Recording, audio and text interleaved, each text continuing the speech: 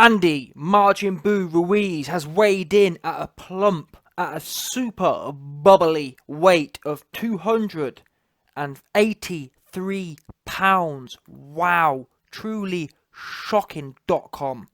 Anthony, the landlord Anthony, super lean Joshua has weighed in at a fifth career lowest, 237 pounds. Now, let me give you some stats and facts here. The last time Andy Margin Boo Ruiz weighed in this heavy, bearing in mind this was 15 pounds heavier than the June 1st fight, the first fight. The last time he was this heavy was literally at the very start of his career, way back when.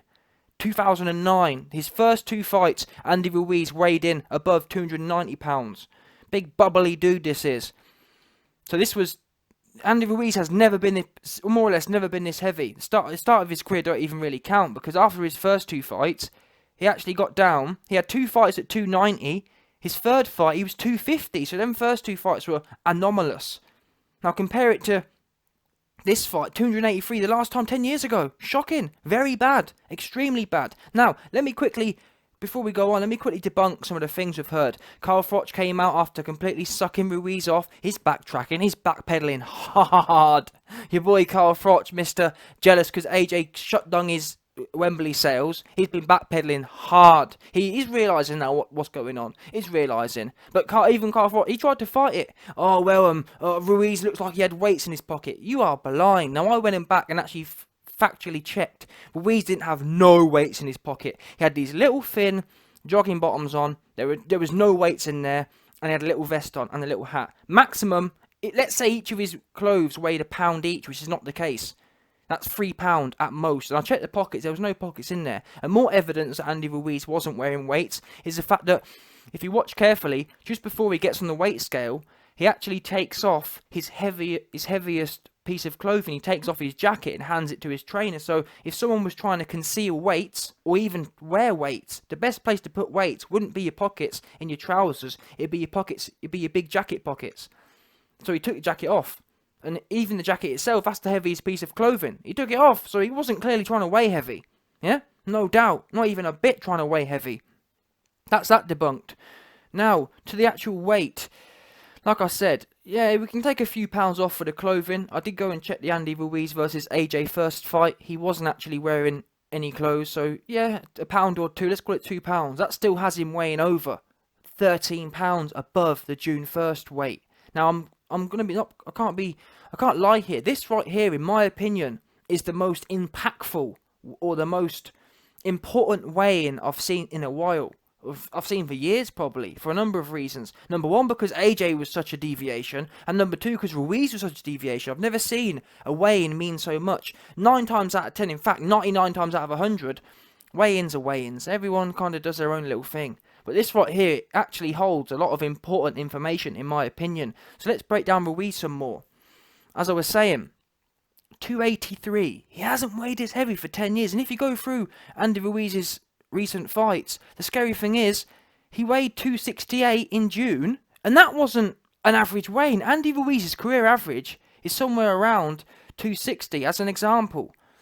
Back in the fight back in last year, so this time last year, he fought Kevin Johnson at 252 pounds, over 30 pounds lighter, and that's only a year ago as an example. So we're not talking about his June 1st fight at 268, that was actually heavy. That was heavy for Ruiz. As an example, Andy Ruiz hasn't been 268 since 2014, literally. The last time Andy Ruiz was above his June 1st weight was 2014, 5 years ago.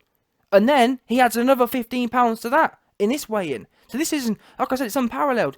Apart from his first two fights, Andy Ruiz has never been this heavy. And if you go back into his career, most of his career is spent around 255, if the truth be known. I should have probably got an Excel spreadsheet out and just banged in the average, but there's no way. It's very, very extremely heavy.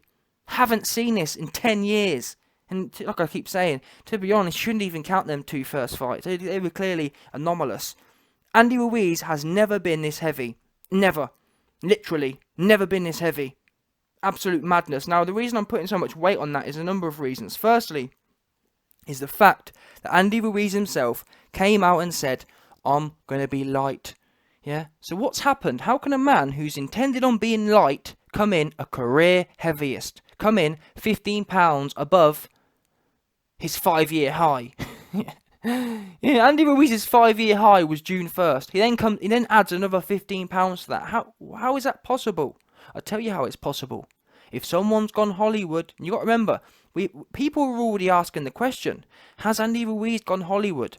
Rolls Royces, diamonds, has he been working hard? Now this for me is a very important piece of information that tells me, number one, there's only 2 ways you can become in your career heaviest by miles. This wasn't by a small margin, by the way. We're talking this Andy Ruiz was 20 pounds above his average career weight. 20 pounds above his average career weight. Do you know how much that is? It's crazy.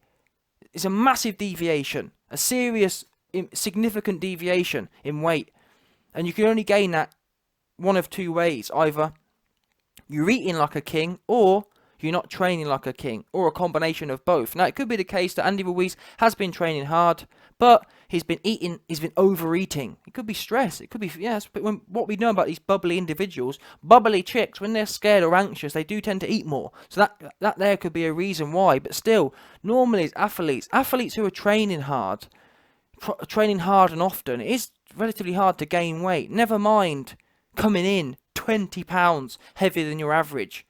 This is the biggest fight, by the way, as well. And we knew he was planning on losing weight. Do you understand that? He's planning on losing weight, and he comes in plus 20 pounds.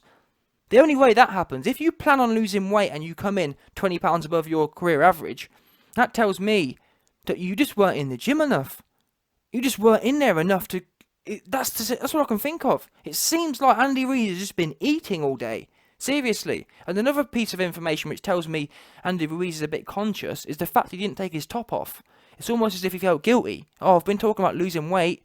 I don't want to take my top off. I kind of want to just hide away. He didn't take his... He reminds me of, like, you know when you see big bubbly chicks go to the beach and they're fully dressed? One of them ones there. That's what it reminded me of. Now, this might not affect Andy Ruiz, and to his credit, on the pads, I said myself, I did a review on it. Andy Ruiz looks sharp on the pads. However, it was just a pad workout. What's going to happen when you've got an elite athlete who's come in bang on his game? I've spent most of this video talking about Ruiz, but like I said at the start, this has been such a eventful weigh-in, because both men have come in at career lows and career highs essentially. But let me finish off the Ruiz situation.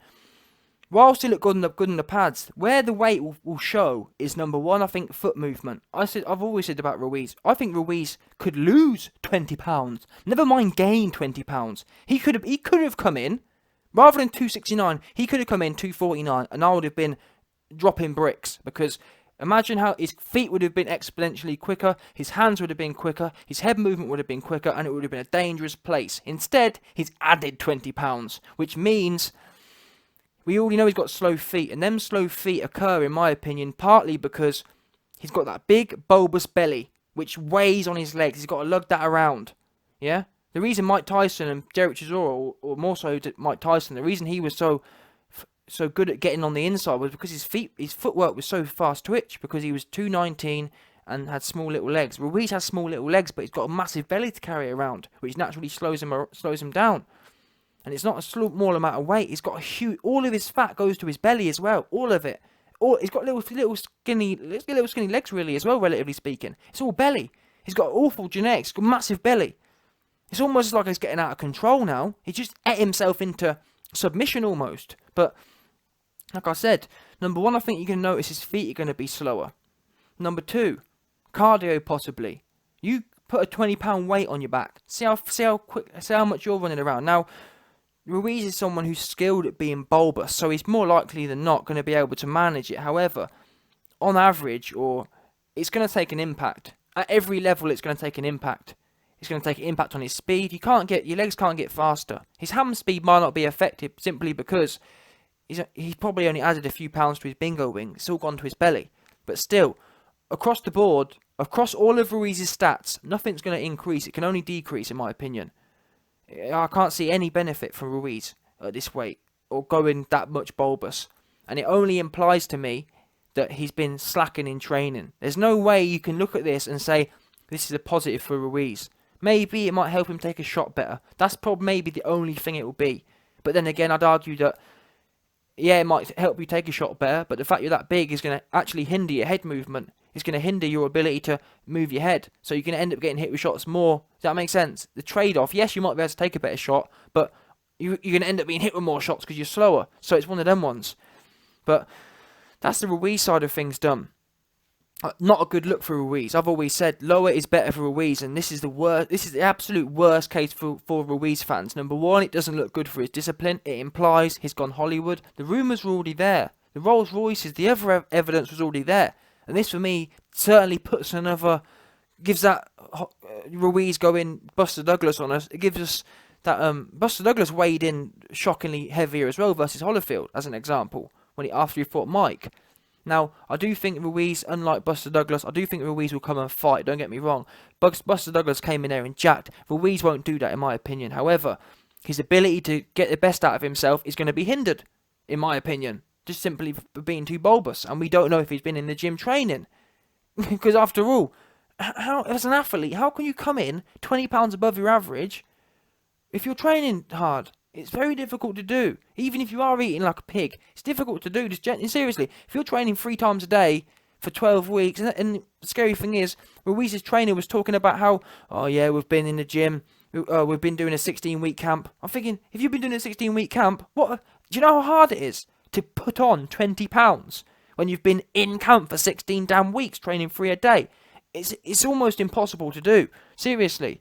But he's managed it, which is scary. And the last thing I'll say is the fact that the great thing about numbers is you can look at the deviation in as much as if Ruiz last year he put in a 283-pound fight, you could say, well, Ruiz kind of trends, but this right here is an anomaly. It sticks out. He literally has never been this high in 10 years. When anomalies happen, or as an example, how trends work or how data normally flows. Data points normally gather around the average. Yes, you have some above, you have some below, but when there's anomalous results, that there's normally some sort of cause and effect behind that. Yeah, Ruiz wasn't 283 pounds isn't ranging in the normal range for Ruiz. This is a massive red light, and when you have massive red lights in data, there's normally a reason for them. It's like earthquakes. There's loads of earthquakes that happen. No one really notices them. But when you see the big ones, they cause it. There's a reason for that. Do you know what I'm saying? And I think, what can we say? Could you say, oh, it's just the way things have gone? Well, I don't think so. Yeah? Just the way things have gone would be the average. This is a red light. He's done something to earn this. Either eating way too much, overcompensating through fear, or not training. Anyway, I've kind of killed that point now. But it is important. I could almost do 2 videos, but I'll try and cram the rest of this into AJ's. So now we've got AJ coming up, equally as interesting. Those of you who follow the channel, you'll know that it's scary, It's scary the amount of things that the YB said. Not to pick my own head up, but it's scary the amount of things the YB's talked about that have come true. Those of you who follow the channel, you know that I said AJ, not 235, not 230 like some people were saying. I said AJ, 237 and a half, I think I said, just to be in between. He weighed in at 242 for Parker, 237 and a half. Bang! What was he coming on? 237 dead. Perfect. This is what you call perfect. I can't ask for no more. And I can't lie. Earlier in the week, I was worried because AJ said, oh yeah, we haven't been targeting weight. And I thought, oh, you tosser kind of thing. Thinking that he's going to come in 255 or something. But this right here is a serious man. Serious man. Look at his muscles. You know the YB. I love AJ's muscles. But, sometimes when you see AJ when he's 255 or whatever, you'll see his abs are blocky. They're like blocky, and his arms, his biceps are bulbous. He don't look athletic. However, now at 237, he looks perfect. Abs aren't blocky, arms aren't blocky, ready to go. And in the Parker fight, we never got to see the inside fighting because of the dead referee. And people were saying, oh, AJ got saved by the ref. I'm so glad. I really hope this ref lets him work, because we haven't seen an AJ this light literally since 2014. And bear in mind, AJ only turned pro in the end of 2013. So the only time AJ's been lighter is 2013, 2014. At the very start, within the first year of his career. And he's gone back to them weights AJ is now within. AJ is now his 5th lightest he's ever been. This is the 5th. The 5th lightest he's ever been in his whole career, and he's had 25 fights as an example. So he's in the bottom quartile. Perfect. Exactly where we want him. Some people were saying 230, but you've got to bear in mind that AJ. Let me tell you now, AJ, his lowest career-wise has been 230 pounds was his first fight. 232 pounds was his second fight, and then by his 4th fight he was 241, for example. So that just gives you a bit of information there. And he had like 6-7 fights in his first year, and he ended 2014 at a weight of, against Michael Sprott, he was 243, for example. He started his career in October 2013, and within a year he was up to 240 pounds versus Michael Sprott. So the point is, AJ's he's back in that range, that killer range where he was initially. Now I think he's improved from them early days anyway, but in terms of weight, this is where he naturally needs to be. He's going to help his cardio massively. He was against Ruiz, and that Ruiz performance was awful anyway because of concussion or whatever it was. The fact that AJ's already admitted to having now, but whatever it was, that was why that was. But still, look at the Parker fight. AJ didn't blow once in the Parker fight. And people can say, oh, because he wasn't working on the inside. I think, yeah, that's possibly half of it. But the other half is he was much lighter. And now he's 5 pounds lighter than he was against Parker. He's going to be able to go all day. And that's just so important. Number 1, his cardio. Number 2, his speed. Number 3, his power. I think AJ, if you look at the Ruiz fight, and even the Takam fight, AJ was like 250, 260 for Takam. And you notice he wasn't really hurting Takam. Or he wasn't, and I think half of that is, when AJ's too big, he's too much muscle, and it kind of dampens his snap because it's just bulky, yeah. Whereas 237, you're going to notice the combination that it's going to be rattling off. I feel that it's just going to be flowing. That's what I honestly feel. His chin's going to be down and it's going to be flowing. I can't wait. If I was excited before, given that Ruiz is coming porky and AJ's coming on point, I think we're going to see a slaughtering. I really do. I got to be honest. This is, on AJ's point of view, it's perfect, and Ruiz has done the worst thing he possibly can. AJ, on the other hand, is coming perfect. There is going to be no excuses, that's for sure. Not from the YB, none. This is exactly what I asked for, and I can't see where it goes wrong. Even if, I'm not being funny, even if AJ does decide to stay on the back foot, I can see him at 237. I can see him jabbing Ruiz's nut a full night if he wants to. My whole issue was coming in 260 and thinking you're going to be a fleet foot. I still don't recommend it, but if he wants to focus on busting Ruiz up with a jab at 237, it's doable. Absolutely doable. Because it's all going to be nice and lean down, and it's taken a long time to drop the weight as well. He's come from 249 6 months ago, so it's not been a crash drop which can potentially damage people. Now people are talking about AJ's punch resistance. Don't make a scrap of difference. £10, and that was all £10 of bulk anyway. I don't think it's going to make a difference holding the shot. And Ruiz, in my opinion, is going to have even less power because he's £20 heavier. And what you'll notice, people say, oh yeah, bigger's more powerful. Try and tell it to Jarrell Miller. Jarrell Miller weighs in £320 or something. He's got no power whatsoever, literally no power. And that's because there's a trade-off. When you get so heavy, it's like you just don't get no snap on your shots. Mike Tyson got snap. If you look at Wilder, they get snap because their speed kills. And Ruiz is going to be so bulbous now. His shots look good, they look fast, but I'm not sure they've got the snap on them. We're going to find out though. Literally 24 hours today. We're going to be here posted up. Madness. But yeah, AJ, I'm going to do a separate video doing my prediction, but this right here, from AJ's point of view, is absolutely perfect. I can't wait. I was excited before, but this has got me gassed because I can't ask for. I don't know what more to ask for. He's coming steaming. He's been in his training camp. He's been, from the little clips we've seen, chin down. His hands are up. Yeah, he's on weight. They've been doing more boxing, not been on the spinner all day. What more can a YB ask for? Perfect stuff. Just go in there, relaxed as he is, elite athlete mindset, and break Ruiz down and stop him. I feel a stoppage coming. Anyway, let me not talk about that. But as far as weigh-ins go, perfect for AJ and disastrous for Ruiz. However, Ruiz will come to fight. Don't be under no illusions. But from an AJ fan point of view, this is exactly where we wanted him. Exactly, a dangerous man in there going to be in that ring. And just quickly, big love to my dog, Donnell, the Don Richardson, for supporting your boy YB in the Patreon. Anyone else who wants to see exclusive, proprietarily content, patreon.com/the YB. And I'll see you over there still.